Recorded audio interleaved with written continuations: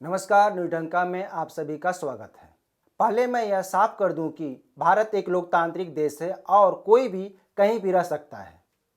इतना ही नहीं, अपनी सहूलियत के अनुसार चुनाव भी लड़ सकता है, बशर्ते वह भारतीय नागरिक हो।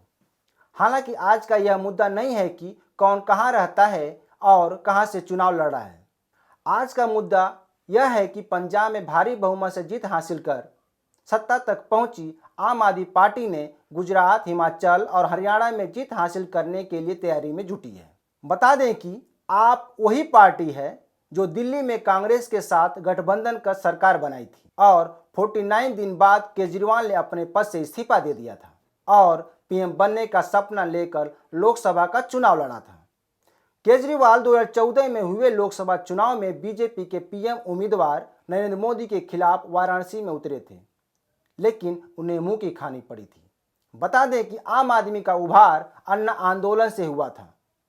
आम आदमी पार्टी पहली बार दिसंबर 2013 में दिल्ली विधानसभा चुनाव में झाड़ू चुनाव चिन्ह से चुनाव लड़ी थी। पार्टी ने इस चुनाव में 28 सीट पर जीत दर्ज की थी और कांग्रेस के समर्थन में दिल्ली में सरकार बनाई थी। हालांकि पीएम बनने की महत्वाकांक्षा पाले अरविंद केजरीवाल ने 49 दिनों के बाद ही 14 फरवरी 2014 को पद से इस्तीफा दे दिया था और बनारस से नरेंद्र मोदी के खिलाफ चुनाव लड़ा था। यहाँ यह बात ध्यान दिला दूं कि पंजाब विधानसभा चुनाव के दौरान आपके संस्थापक सदस्यों में से एक कुमार विश्वास ने केजरीवाल पर आरोप लगाया था कि उन्होंने कभी यह कहा था कि अगर वह सीएम नहीं बन सके तो खालिस्तान का पीएम जरूर बनेंगे। अरे भाई, जब आग लगती है तभी धुआं उठता है। हालांकि केजरीवाल ने इस आरोप का खंडन करने के बजाय खुद को स्वीट आतंकवादी बताया था। गुजरात की जनता को आपसे यह पूछना चाहिए कि उनका आतंकवाद पर क्या राय है। क्या कभी केजरीवाल आतंकवाद पर बोले? नहीं बोले तो क्या कारण थे? वह कैसा नया भारत चाहते हैं जहां आतंकियों का बोलबाला हो, बहुसंख्य लोगों के खिलाफ रोज साजिश रची जा रही हो?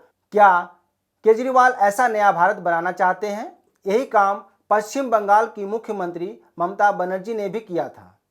उन्होंने बीजेपी को टक्कर देने के लिए गोवा में अपने कैंडिडेट उतारे थे और बड़े बड़े वादे किए थे। ये वो लोग हैं जो पीएम की कुर्सी पर बैठना चाहते हैं, लेकिन जनता की भावना से उन्हें कोई लगाव नहीं है। ममता बनर्जी पहले से ही पीएम बनने का सपना पाले रखे हैं, अच्छी बात है, लेकिन उन्होंने हमेशा बहुसंख्य लोगों को नीचा दिखाने की कोशिश की है। अभी कुछ दिन पहले ही तेलंगाना के सीएम के चंद्रशेखर राव भी राष्ट्रीय मुद्दों पर मुखर होकर अपनी बात कर रहे हैं। इससे साफ है कि टीआरएस प्रमुख अब राष्ट्रीय राजनीति में अपना प्रभाव बढ़ाना चाहते हैं। हालांकि उनका कहना है कि हमें अपने संविधान को फिर से लिखना होगा ताकि नई सोच, नया संविधान लाया जा सके। संविधान को नहीं मानने वाले संविधान बनाने की बात कर रहे हैं। जब इनके खिलाफ कोई फैसला आता है तो कोर्ट पर उंगली उठाते हैं।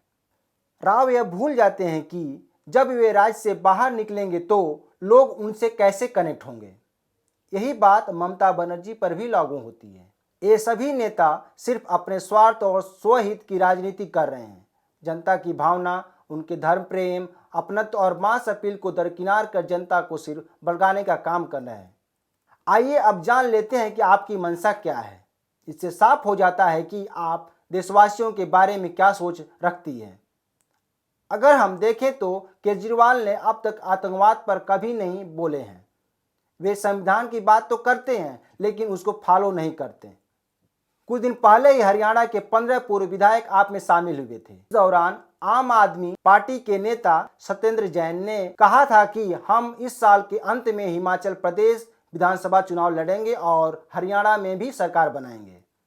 गौरतलब है कि आपका फोकस इस साल नवंबर में हिमाचल, गुजरात विधानसभा चुनाव पर है। चर्चा है कि जल्द केजरीवाल पंजाब के सीएम भगवंत मान के साथ मिलकर गुजरात और हिमाचल प्रदेश में पार्टी का प्रचार करेंगे। आम आदमी पार्टी ने गुजरात में 12 मार्च से राज्य में तिरंगा यात्रा निकाल रही है। इतना ही नहीं, आप नेताओं का कहना है कि वह अब अरविंद केजरीवाल को देश का प्रधानमंत्री बनाना चाहते हैं। इसका खुलासा खुद आपके राज्यसभा सदस्य एवं पार्टी के हरियाणा प्रभारी डॉक्टर सुशील गुप्ता ने किया है। उन्होंने कहा था कि आपने अभी पंजाब को जीता है और अगली बारी हरियाणा की है। इसके साथ ही आपका अगला लक्ष्य अरविंद केजरीवाल को देश का प्रधानमंत्री बनाना है। हालांकि केजरीवाल और ममता बनर्जी पीएम बनेंगे कि नहीं यह तो समय बताएगा, लेकिन हिमाचल और गुजरात में आपको जनता कितना पसंद करेगी यह कहना मुश्किल है, क्योंकि अगर आपके चुनावी घोषणाएं अच्छी होती तो गोवा, उत्तर प्रदेश और उत्तरांचल की जनता पंजाब की तरह जिता देती। लेकिन जनता ने ऐसा नहीं किया। इसके कारण तलाशे जाने चाहिए, लेकिन नहीं, पंजाब की जीत में सब कुछ भुला दिया गया।